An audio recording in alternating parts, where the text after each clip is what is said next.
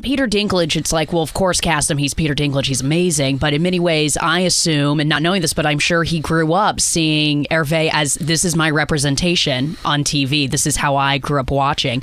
And seeing this and seeing, like, this is a big deal for him to step into this role, I'm assuming. Yeah, I think so. I mean, it's funny having done, got to know Pete and become very close with Pete and done press with him for the last couple of weeks.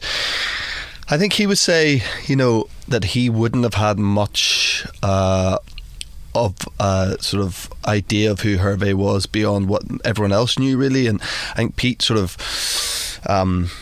obviously had an awareness of him and also being, of this relatively same stature, height-wise and stuff. But it wasn't as much as you'd think, I don't think it was something that... Pete saw him as like an example of what little people could achieve or anything like that. And he studied theatre and came up in his own and started his own theatre company. A completely different sort of trajectory. Totally. And yeah, the comparisons are going to be drawn and understandably so. But I think Pete's always just seen himself as just this guy who's an actor who's trying to make it like every other actor, and.